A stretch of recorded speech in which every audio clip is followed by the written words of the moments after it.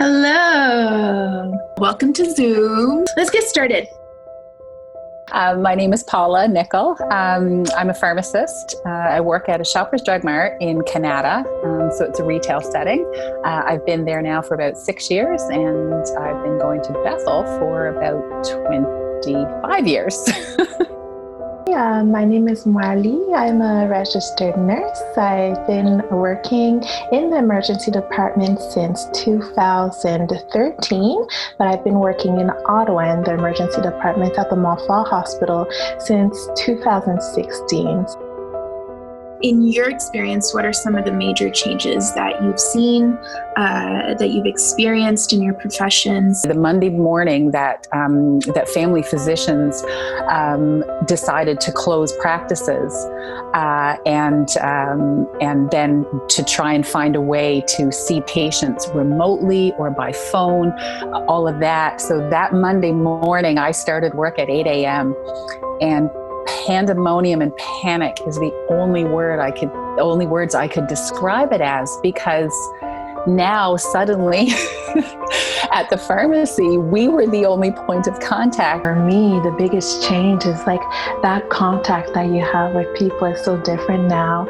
As a nurse, I'm so used to being able to reach out to people, to touch people, to hold their hands or to wipe whatever needs to be taken care of. And that's changed so much now. This has been a huge learning curve for everybody in the medical profession, as well as everyone else outside of it. But not for me to stand on the other side of the counter and go, you know what? I don't know. I have to look it up every morning to see what the new change is, to see what the new recommendations are. Be it a mask that hides your smile or the goggles and the visor, that makes it so much more difficult to be able to comfort someone, to give them that eye contact or that reassurance. And we definitely try our best to be a very human presence while we're taking care of people, but that's definitely changed the way we work and the way that we try to comfort people in definitely very stressful times. How has your faith been challenged personally? What has God been speaking to you about during this time? Yeah, I think I've run the full gamut, from panic to gratitude to frustration to peace to, when you say roller coaster, it truly, truly has been. In 2 Kings, when Elisha is asleep and his servant wakes in the morning and sees the enemy's army around them, he panics. And he finally wakes Elisha up, and Elisha says something to this effect: Lord, open the young man's eyes so he can see. What Elisha knew in his heart was present. And that was the armies of God standing all around the outside, way outnumbering the armies of the enemy. And the song, I'm surrounded by you, has become my mantra in the last few weeks. God is my rock. He is my comfort.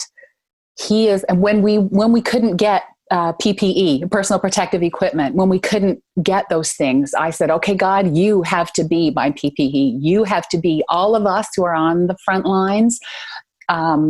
You have to be that extra layer of protection for us. And I left that with God, that responsibility to him. I'm like, we did what we can do. Our employers had initiatives to help keep us and the patients and customers safe. But I would cover the pharmacy in a blanket of prayer. Before every shift, a blanket of prayer to surround the pharmacy. And that's what I'm continuing to rely upon. My adventure was definitely very challenging because I ended up getting sick and I had to be in quarantine for a long time. And that was definitely a challenge in itself because we were so used to working so hard for our patients, saving our patients. And then all of a sudden you realize I need to take care of myself now too. And so that was definitely a growing journey, a journey that allowed me to trust in God. It had to have me slow down. I definitely had to take a new pace in life. And that was something that I wouldn't have had the opportunity to do if it wasn't for the hand of God that protected me, because I'm so thankful to be able to say I've been healed and I'm well now. And I'm so excited to be able to go back to work. And that's not to say that when I go back, it's going to be all roses and it's going to be fantastic. It's definitely going to have a continuity of those challenges, but it gives you a new appreciation of what God is able to do, of how he's been able to protect so many of us, and of how we have opportunities like this to realize if this is something that we're doing, this life is something that we're doing that we're not able to do by our own strength or by ourselves, then who is there for us? And I think that it gives an opportunity for people, whether they're Christian or not Christians, to be able to realize who is my anchor, who's my cornerstone. And I really hope that for a lot of people, they're going to realize I need to cling even harder to Jesus, because whether or not they had him before, we need him so much now.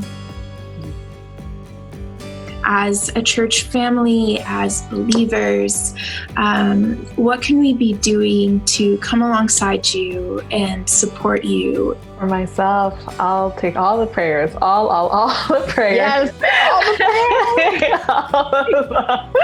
All the virtual hugs, all the phone calls, any source of encouragement, whether you're at home or at work right now, it goes such a distance.